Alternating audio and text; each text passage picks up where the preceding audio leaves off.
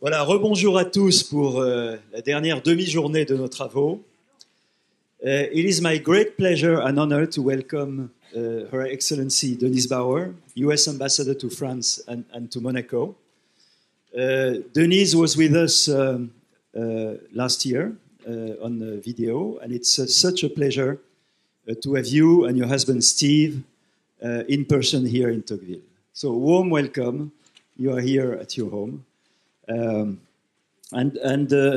Ambassador Bauer will tell us about the importance of the transatlantic relationship in regard to the big challenges that we face now, like be it Ukraine, climate change, and other ones. So, Mrs. Ambassador, thank you so much for being with us today, and the floor is yours.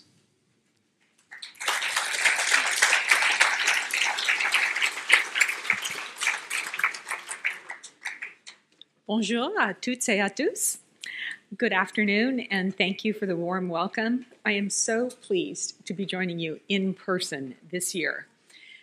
Before I get started with the topic of the day, I did just want to say that we're all acutely aware of the unrest taking place across France, and our thoughts are with those affected by the violence. For today, I'd like to first and foremost thanks Jean-Guillaume and Stephanie de Tocqueville, Laura Mandeville for inviting me today. I would also like to thank the Atlantic Council and Le Figaro and the participants who are joining both in person and virtually. My sincere thanks as well to the local partners of the conversations, Le Cotentin, le Département de la Manche, and of course, La Région Normandie. I'm pleased to see so many students in the audience. We need your generation's incredible talent, skill, and determination to help solve our toughest global challenges. I understand you spent much of yesterday and this morning covering Putin's war of choice in Ukraine and the devastating and global consequences of this war and what it means for Europe and the transatlantic alliance. With your indulgence, I would like to start by underscoring the costs. Since February of last year, Russia's unprovoked attack has cost the lives of as many as 100,000 Ukrainian men and women fighting to protect their country. And according to the UN, over 20,000 civilians have perished. 8 million refugees have been driven from their homeland, and another 5 million citizens have been displaced within their country. After Russia's wanton destruction of Ukraine's towns and infrastructure, the cost of rebuilding will be enormous. It will cost at least $500 billion to rebuild. The World Bank estimates that Ukraine will need $4 billion just to clear the rubble. Putin's actions in Ukraine have strained global food markets, energy supplies, and economies. He has created food insecurity to achieve his political aims. But Putin miscalculated the resolve of the Ukrainian people, their leadership, and the strength of the transatlantic alliance. This war has been a clear strategic failure. During the past 16 months, the United States moved swiftly with our European allies and partners to do exactly what we said we would do: support Ukraine, impose costs on Russia, and strengthen NATO. We have given Ukraine the tools to defend its territory and its future as a democratic country. President Putin has weakened his own state. As Secretary Blinken recently remarked in Helsinki, where Putin aimed to project strength, he revealed weakness. Where he sought to divide, he united. What he tried to prevent, he precipitated. That outcome is no accident. It's the direct result of the courage and solidarity of the Ukrainian people and the deliberate, decisive, swift action that we and our partners have taken to support Ukraine. The EU and its member states have provided over $75 billion in military, economic, and humanitarian support to Ukraine. That includes $18 billion in security assistance. This is paired with almost $50 billion in direct support to give Ukraine the resources to fight back. Working with us, the EU introduced some of its hardest-hitting sanctions ever, immobilizing over half of Russia's sovereign assets overseas. Moscow relied on cheap gas for political leverage in Europe. As a direct result of Putin's aggression, Europe has irrevocably turned away from Russia and toward a new energy future. In 2021, EU countries reported 37% of their gas came from Russia. Now, they import less than half that amount, a drastic reduction in just 12 months. We did our part, doubling shipments of liquefied natural gas to Europe, while Japan and the Republic of Korea helped by redirecting critical shipments. The oil price cap that we and our G7 partners put in place cut Russian revenues and Putin's ability to fund his war machine. A year into its invasion, Russia's oil revenues fell by 43%. Its tax revenues from oil and gas have fallen by nearly 2/3. And Moscow will not get back the markets that it has lost to Europe. Finally, the war has reminded us of NATO's continued indispensable role. Just look at Finland and Sweden. Before the war, only 1 of 4 Finns advocated joining NATO. And yet today, Finland is a full NATO member, with Sweden on track to join too. We are indeed more united and stronger than ever. Let me now turn to another threat demanding our immediate attention. I was in Washington just 2 weeks ago to hear President Biden call climate change the existential threat to humanity. Recognizing the United States has a major role to play, he pointed to concrete actions we are taking to reach our shared climate goals, including passing of the Inflation Reduction Act, or IRA. With the passage of the IRA, the Biden administration showed the world that we intend to walk the walk on the climate goals we committed to after rejoining the Paris Climate Agreement. While the IRA's potential to aid our fight against climate change is undeniable, many of our trade partners have raised concerns about its implementation and what it means for investment in their own countries. Let me clarify that what the IRA is and why it is absolutely critical to achieving a sustainable, greener future. The Act makes a historic investment, $370 billion, in clean energy and climate solutions. It is expected to reduce greenhouse gas emissions from every sector of our economy by about 1 gigaton in 2030.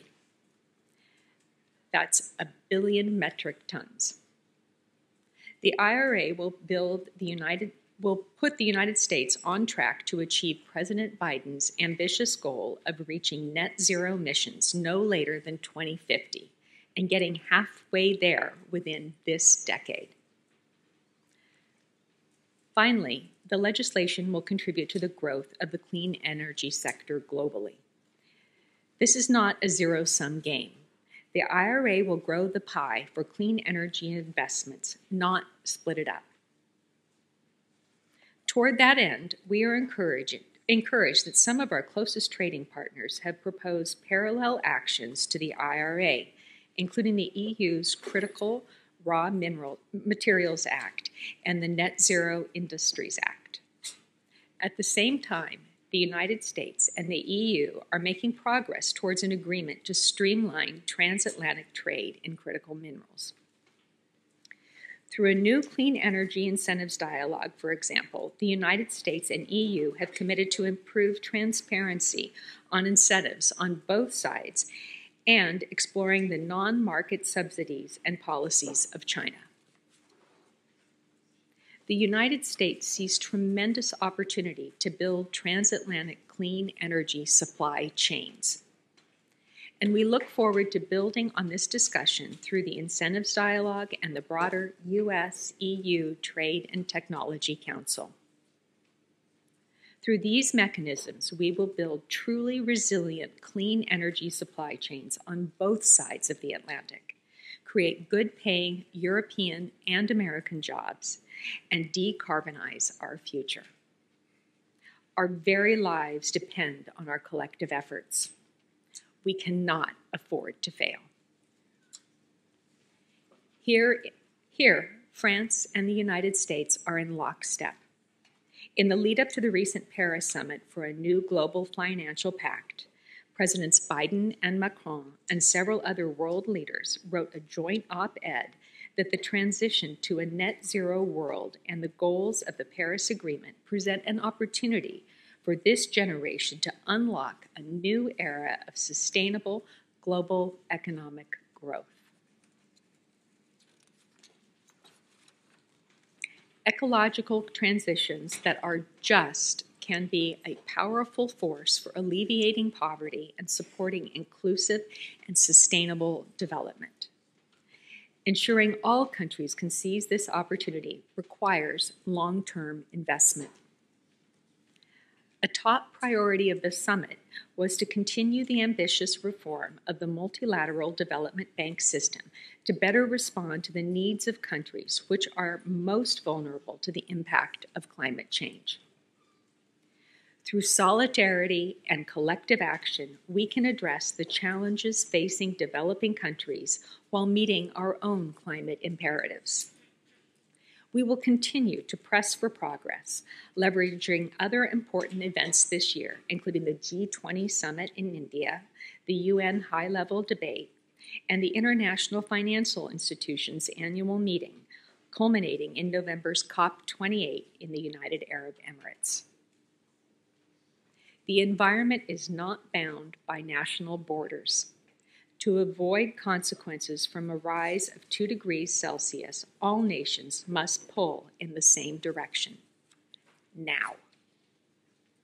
U.S. Special Envoy on Climate John Kerry has made clear there is no way to limit the rise in global temperatures to 1.5 degrees Celsius unless CO2 emissions are drastically reduced. If temperatures rise 2 degrees Celsius, many countries' coastlines will be severely eroded. The temperature rise exceeding that could result in some islands in the Caribbean and the Pacific eventually disappearing underwater, accelerating the flow of climate refugees globally. You've already seen in France, as we have seen in the United States, the devastating consequences that extreme weather, droughts, and wildfires have on our lives and livelihoods. And once again, we are on track to have the hottest year on record. We cannot wish this challenge away. We must commit to acting now, and we must hold every nation to account. Countries like Russia, Brazil, India, and China are not reducing emissions fast enough to achieve the 45% reduction target in global emissions by 2030. On the current trajectory, in 2030, the world would reach 3 degrees Celsius above pre-industrial levels. That is a mere 7 years away.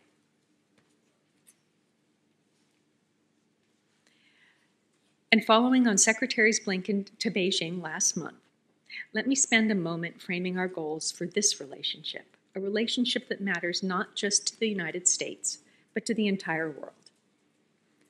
We are in competition with China, but we do not seek conflict, confrontation, or a new Cold War. We are instead focused on managing the competition responsibly and mitigating risks.